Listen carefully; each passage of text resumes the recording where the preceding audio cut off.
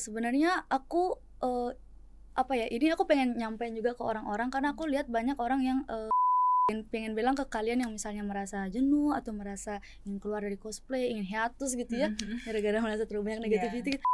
Kita nggak bisa kontrol netizen, tapi kita bisa kontrol diri kita sendiri. Betul. Mau nerima itu atau kayak ya udah biarin aja.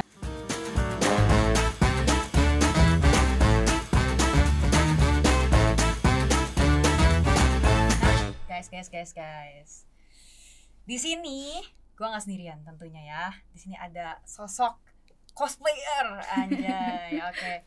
Tanpa berlama-lama kita perkenalkan dulu aja deh ya. Perkenalan. Oke, halo semuanya. Perkenalkan, nama aku Aisti. Aku cosplayer asal Lombok, sekarang tinggal di sini di Jakarta. Oke, halo Kak Aisti. Halo Kak Monta. Kalau aku boleh tahu nih ya, kita ngobrol-ngobrol aja ya, nyantai aja. Kita nih kan emang di sini kan kakak sebagai cosplayer ya. Iya. Kakak tuh cosplay dari kapan sih kalau boleh tahu? Aku cosplay udah dari tahun 2015. 2015. Oh, Jadi udah yang lama ya? ke-8 tahun. Wow, udah lama ya. Iya, udah sih. lama banget. 8 tahun cosplay. Oke. Iya. Nah, sebelum cosplay itu kakak udah suka anime? Udah dari kelas 2 SD aku udah suka anime, terus suka gambar-gambar, bikin ilustrasi. Terus lama-lama terjerumus lah ke cosplay. Cosplay. Oke. Kalau game sendiri gimana? Kalau game aku nggak terlalu into games, jadi paling mainnya kayak game-game ya Ragnarok gitu dulu, FGO, tapi kayak nggak terlalu into, cuma pelepas stres aja. Buat have fun aja buat ya? have fun aja. Oke. Tapi kalau anime udah into banget ya? Katam. Katam katanya. Oke, nanti kita akan korek lebih dalam lagi nih tentang animenya ya. Oke. Aku pengen tahu sih gimana awalnya tuh kakak bisa terjun ke dunia cosplay. Oke, jadi dulu aku itu member sebuah komunitas di Jepangan di Lombok namanya Banzai. Terus mereka itu open untuk orang-orang yang suka Jepangan in general. Jadi bukan cosplay aja sebenarnya. Ada gambar, ada budaya Jepang in general. Terus aku masuk komunitas itu karena kan hobi ya, sefrekuensi gitu.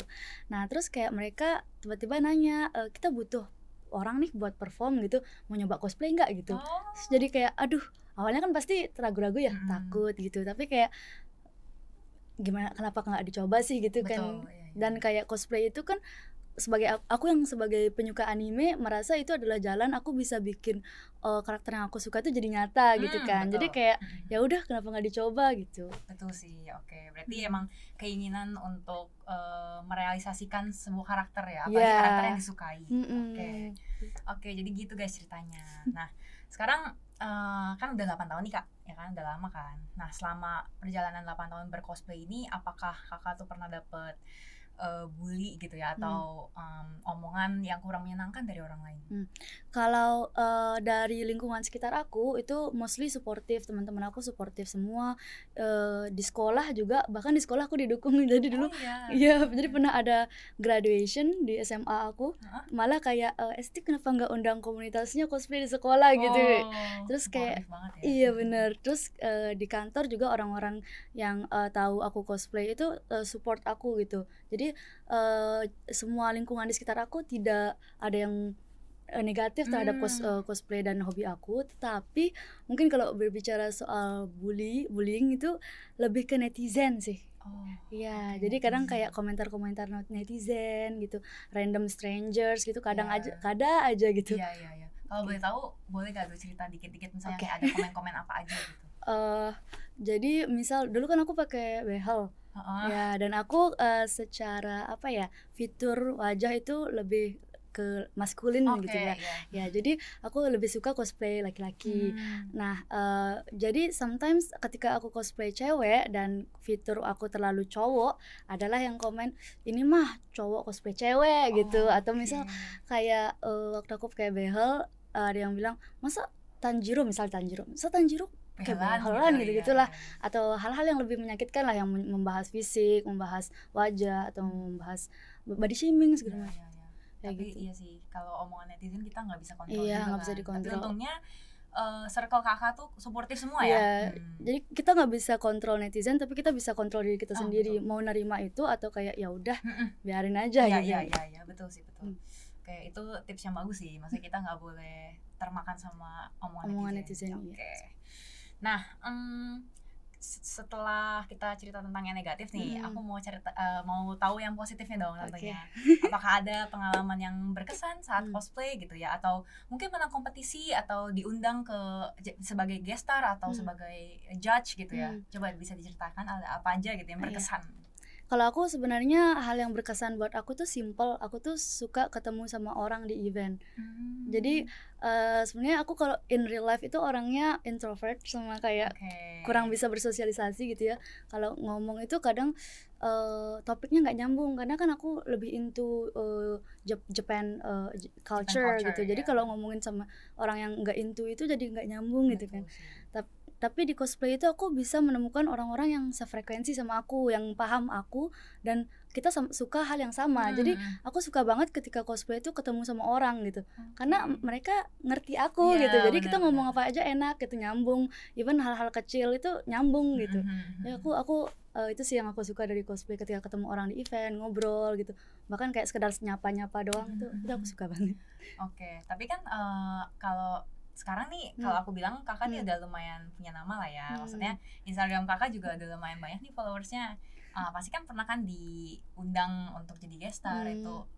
Apakah itu berkesan buat kakak juga atau gimana gitu? Berkesan. Aku malah awalnya kayak nggak nyangka ya, maksudnya aku cuma melakukan apa yang aku suka, dan oke, ada orang yang suka juga sama apa yang aku lakukan gitu kan. Jadi kayak aku waktu itu tidak expect, oh aku bakal dijadikan guest star atau gitu. Jadi kan apa ya, itu berkesan sih buat aku, karena aku waktu itu sangat mempersiapkan diri untuk menampilkan yang terbaik yang aku bisa, karena kan bakal ada banyak mata yang melihat gitu kan. Aku harus kayak bisa menjadi panutan yang positif supaya orang termotivasi dan mendapatkan pandangan yang positif soal cosplay. Jadi aku nggak mau waktu aku menjadi guest star atau apa itu aku memberikan hal yang negatif atau dampak negatif gitu. Jadi kayak gitu sih, kalau menjadi guest star gitu kesannya lebih ke preparationnya. Iya.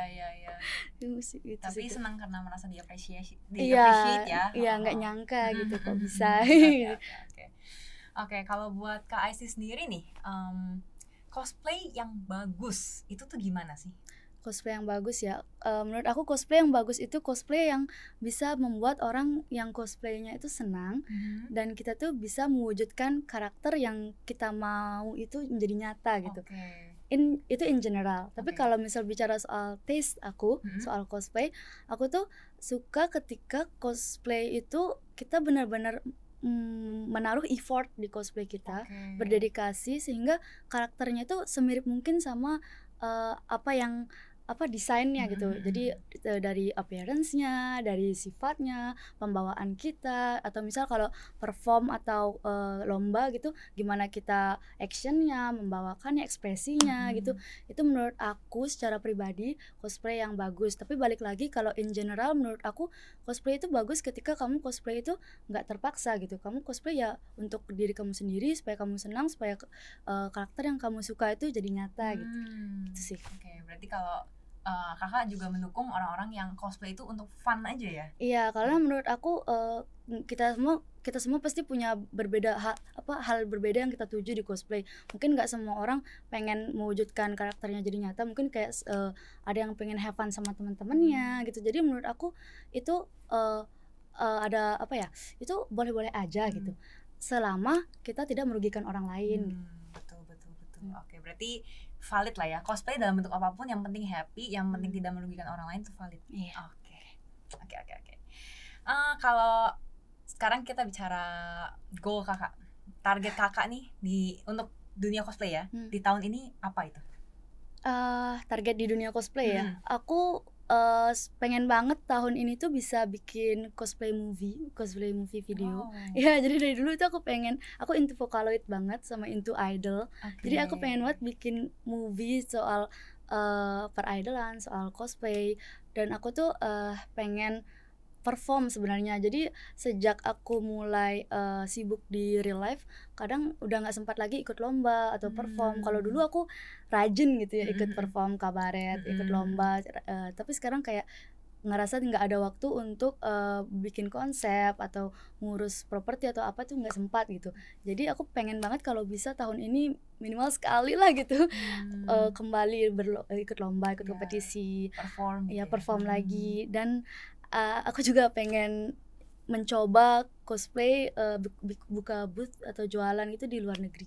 Oh, di luar negeri. Wow. Pengen ketemu sama orang-orang di luar juga, teman-teman aku yang di luar gitu, biar bisa apa ya, punya banyak relasi dan punya teman juga yang selain dari Indo juga gitu, biar memperbanyak ikatan pertemanan lah. Iya, betul. Wow, semoga terwujud, Kak. Wah, keren banget nih guys. Aduh. Nah, tadi kan ngomong-ngomong, kakak berarti kan punya kehidupan lain kan selain di cosplay ya. Selain cosplay ini hobinya ada apa lagi gitu? Ada yang bisa diceritakan nggak? Oke. Kalau hobi, aku hobi gambar sebenarnya. Jadi sebelum cosplay aku suka gambar. Cuma secara lingkungan itu kurang mendukung. Jadi aku di cosplay aku menemukan kalau di cosplay aku juga bisa gambar.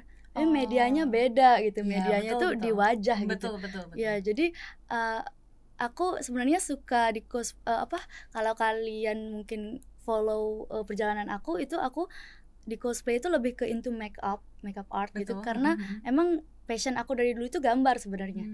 Tapi kalau gambar in general itu aku kurang mendapat support dari lingkungan aku dan kayak merasa nggak bisa lanjut. Jadi pas aku nemu cosplay itu aku kayak menemukan media baru untuk mengembangkan gambar itu gitu. Iya.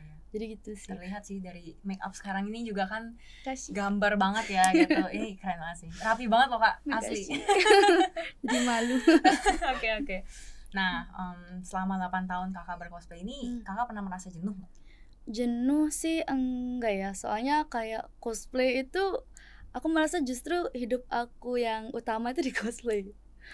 Iya, jadi kayak justru real life itu adalah hidup sampingan ya gitu. Karena kayak mostly teman-teman aku itu datang dari dunia cosplay. Teman yang jadi teman dekat aku, teman kerja, teman apapun itu mostly datang dari cosplay gitu.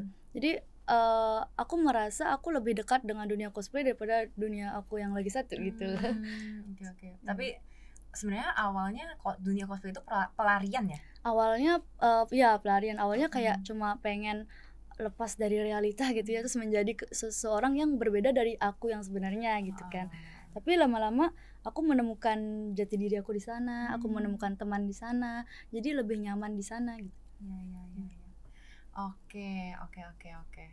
Menarik sih perjalanan kakak dalam bercosplay ini ya.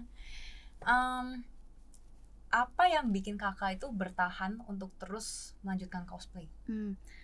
Sebenarnya aku ini aku pengen nyampein juga ke orang-orang, karena aku lihat banyak orang yang ikut cosplay sebentar lalu mereka kandas di jalan karena ngerasa terlalu banyak negativity atau kayak tidak ada support.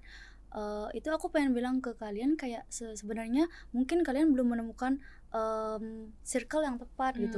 Kalau aku berangkat dari komunitas kan. Nah, komunitas aku itu begitu suportifnya, kayak dulu itu susah banget cari kostum. Betul. Sekarang kan udah banyak rentalan. Dulu susah banget, kayak kita mau bikin kostum simple pun 1 tahun belum tentu jadi gitu. Saking susahnya gitu. Nah, tapi dulu karena aku bergerak dari komunitas, kita saling membantu, kayak dipinjemin lah atau kita galang dana untuk membuat kostum kayak gitu-gitu. Jadi dari sana itu aku merasa sangat disupport sama mereka. Aku merasa nggak boleh mengecewakan orang yang nge-support aku gitu kan. Lalu kemudian aku punya teman-teman dekat yang benar-benar ngedukung aku. Kayak sekarang misalnya aku hadir di sini tuh aku ditemenin teman aku gitu. Dan dia tuh nggak minta apa-apa dari aku, kayak karena just being there untuk aku gitu kayak gitu loh. Jadi aku merasa orang-orang yang keluar dari cosplay karena merasa terlalu banyak negativity, mungkin kalian belum menemukan circle yang tepat gitu. Jadi di cosplay itu sebenarnya banyak banget hal yang baik dari cosplay gitu. Kayak cosplay itu bukan sekedar hanya hobi menggunakan kostum selesai gitu. Ada banyak hal yang bisa digali, kayak kalian tuh bisa belajar makeup, acting, belajar bikin properti, bahkan kayak bikin suara, background music gitu-gitu, itu pun di cosplay masuk gitu, untuk perform gitu segala macam, itu masuk banyak banget hal yang bisa kita gali gitu. Jadi kayak aku itu sih pengen bilang ke kalian yang misalnya merasa jenuh atau merasa ingin keluar dari cosplay, ingin hiatus gitu ya, gara-gara merasa terlalu banyak negativity, coba deh kalian cari gitu circle yang tepat, cari komunitas yang tepat, cari teman yang tepat gitu, yang benar-benar mensupport kalian, benar-benar mendukung kalian supaya hobi ini jadi hobi yang menyenangkan buat kalian gitu. Oke. Aku nih aku pengen rada out of topic ya. Kata orang-orang cosplay jadi manusia biasa itu katanya yang paling sulit. Gimana tuh? Maksudnya gimana menurut kakak? Kayak maksudnya kan tadi kan kakak bilang juga kakak justru lebih suka di dunia percosplayan daripada di dunia asli gitu kan ya. Berarti itu masuk dong ke kakak ya, kayak maksudnya jadi manusia itu yang paling sulit, yang sebenarnya paling beban gitu. Terdengar cuni ya kalau ngomong kayak gitu, kayak jadi manusia biasa itu. Tapi iya gimana ya, soalnya kayak yang aku bilang tadi kan aku introvert ya orangnya sebenarnya gitu. Aku ini bisa ngomong di sini karena kita satu frekuensi gitu kan. Kalau enggak itu aku susah mencari topik.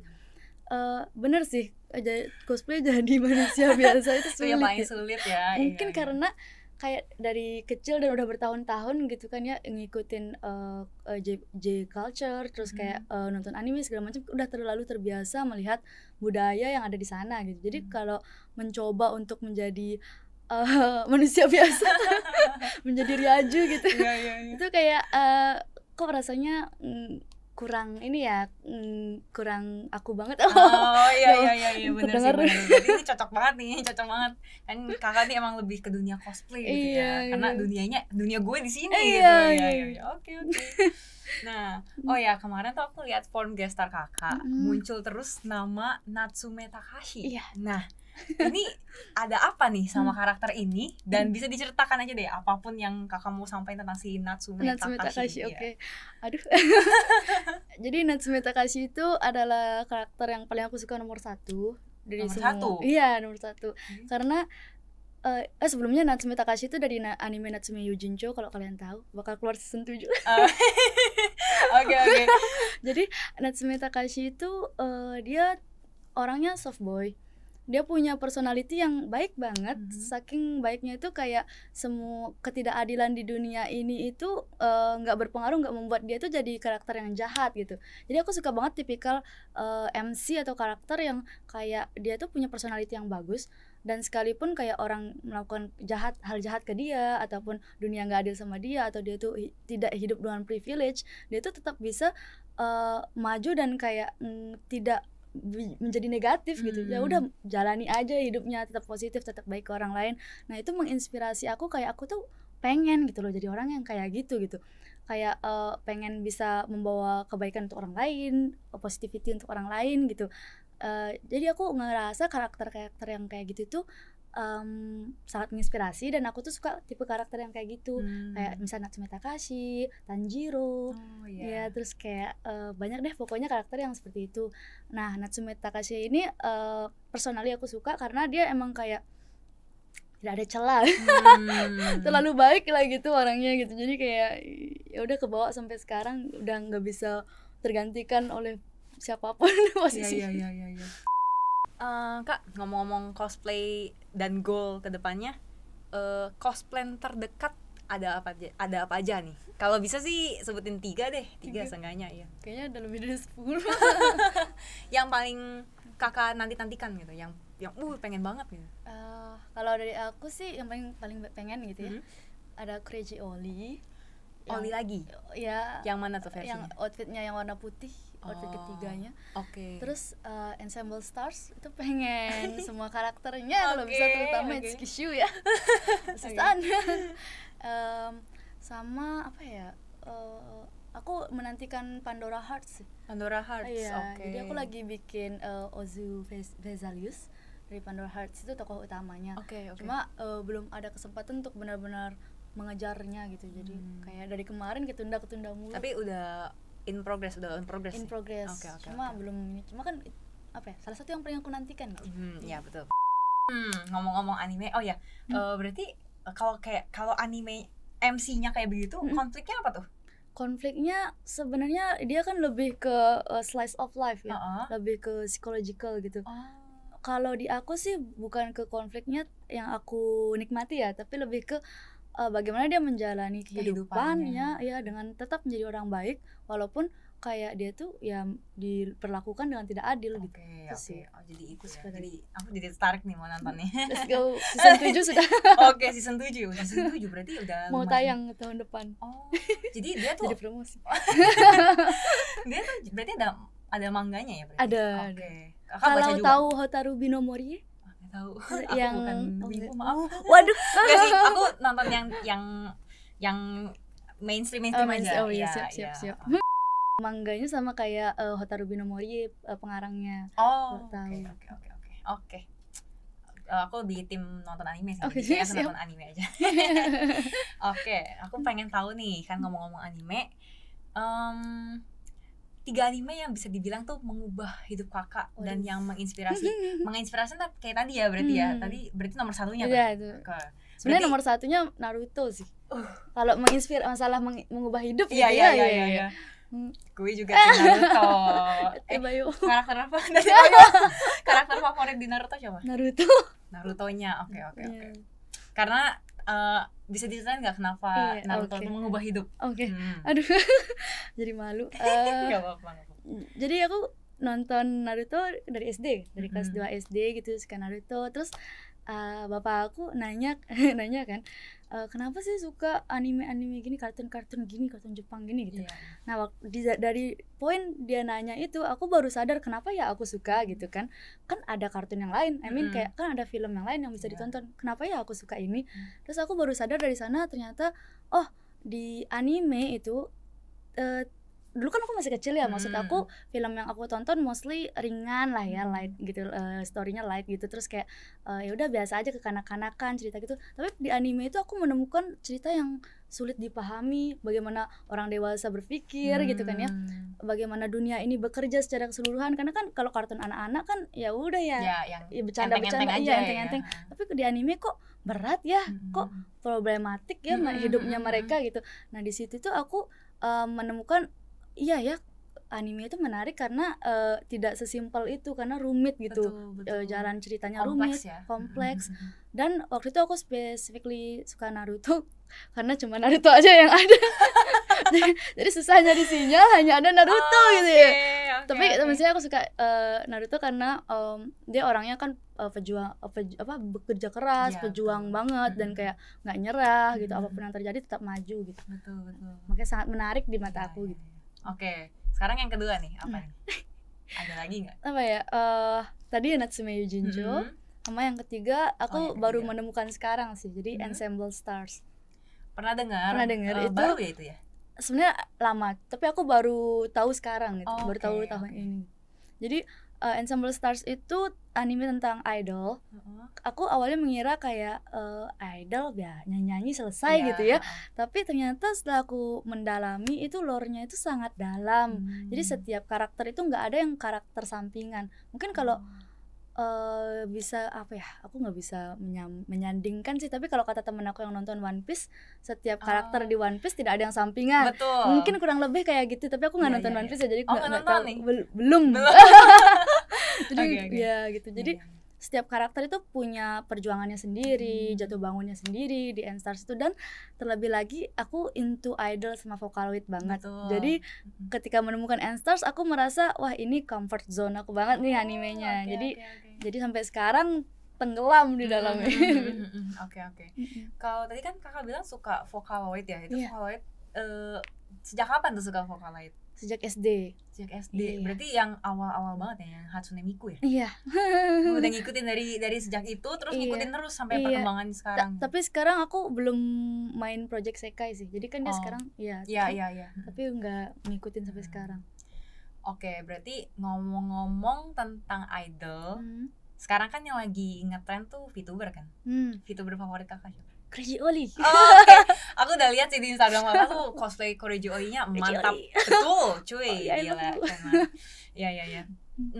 Berarti emang kemarin tuh aku tuh lihat kayak ada beberapa versi Crazy Oli gitu ya yang kakak cosplayin. Itu tuh kakak bener-bener nge-craft sendiri semuanya Oh dari enggak, kalau gitu? craft aku belum bisa. Oke. Iya, aku baru bisanya hanya paling styling wig sama repair dikit.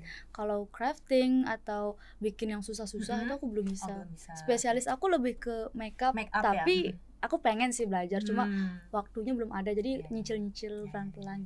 Berarti mulai dari yang gampang-gampang kayak styling yang gampang dulu, yang simple dulu. Oke, semoga bisa belajar yang lebih kompleks, Kak. Oke.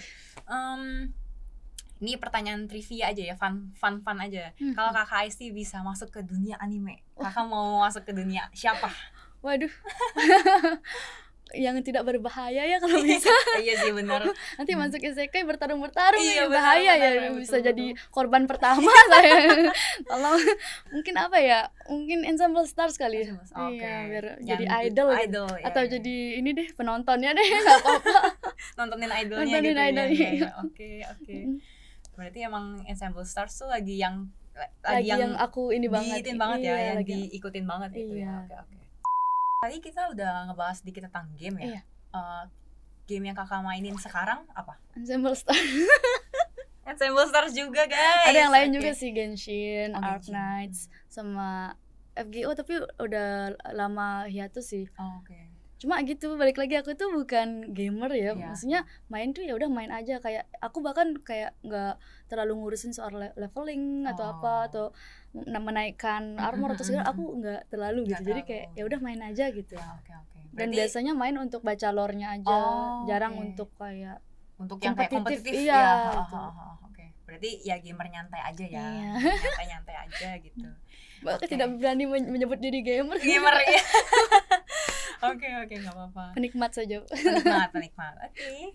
Nah, setelah 8 tahun bercosplay dengan naik turunnya Kak, seberapa besar sih pengaruh cosplay di kehidupan Kakak 100% gitu ya? Maksudnya kehidupan entah di real life atau di dunia cosplaynya sendiri, gimana itu pengaruhnya tuh apa gitu? Besar banget sih. Kayak cosplay itu memberikan aku dorongan untuk menjadi orang yang lebih berani, untuk lebih komunikatif, sama lebih percaya diri gitu sama diri aku sendiri. Karena dulu aku benar-benar kayak tertutup banget, terus kayak nggak pede, entah dari secara fisik atau dari kemampuan, itu aku nggak pede. Tapi dari cosplay itu aku jadi tahu, oh ternyata aku bisa kalau aku mau coba gitu. Terus aku juga mendapatkan banyak apresiasi gitu ya, dari apa yang aku bikin orang mengapresiasi. Jadi aku merasa ternyata aku bisa gitu, ayo dicoba lagi gitu. Jadi cosplay itu membuat aku berani untuk mencoba berbagai macam hal baru. Dan cosplay itu juga mendatangkan teman-teman yang sampai sekarang berpengaruh di hidup aku gitu. Kayak jujur banget dulu tuh aku tuh benar-benar kayak tipikal orang yang kalau di kelas itu duduknya di pojok, kalau makan siang nggak ada yang ngajak makan gitu. Tapi kayak di cosplay aja, gitu. Jadi malu. Tapi di cosplay itu aku benar-benar menemukan orang yang memahami aku seutuhnya gitu. Jadi aku merasa kalau aku nggak cosplay, mungkin aku bakal stuck di tempat yang sama sih, nggak bakal bisa ngelihat dunia dengan cara yang berbeda gitu. Kayak mungkin bagi orang lain apa sih hobi aneh pakai kostum, mungkin bagi orang lain ini hanya sekedar hobi, tapi bagi aku itu ini tuh suatu batu loncatan untuk aku tuh keluar dari apa ya istilahnya, dunia yang gelap gitu. Aku menemukan sesuatu yang mendukung aku, orang-orang yang sekarang support aku tuh dari cosplay gitu. Oke. Pengaruhnya besar banget sih kalau ditanya pengaruh besar banget, sampai aku nggak tidak bisa menjelaskan lagi apa gitu. Besar banget pengaruhnya gitu buat aku. Makanya kakak juga lebih invested di dunia cosplay ya sekarang, karena emang lebih berwarna gitu ya. Iya benar. Oke, mengerti. Waduh, keren banget guys. Oke. Kan banyak orang-orang di luar sana tuh sebenarnya pengen kayak kakak juga, maksudnya pengen bercosplay, ingin lebih berani, ingin mencoba hal baru. Ada nggak tips-tips untuk orang-orang ini, teman-teman semuanya yang mau masuk dan terjun ke dunia cosplay? Tipsnya sih jangan takut untuk memulai, jangan merasa tidak pede atau apa, karena semua orang itu everybody start somewhere. Semua orang pasti ada titik nolnya. Nggak mungkin kita langsung tiba-tiba jedar, langsung jago, langsung apa. Semua pasti mulai dari nol. Semua pasti awalnya nggak bisa. Semua pasti awalnya nggak ahli melakukan sesuatu gitu. Kita semua belajar sepanjang jalan itu.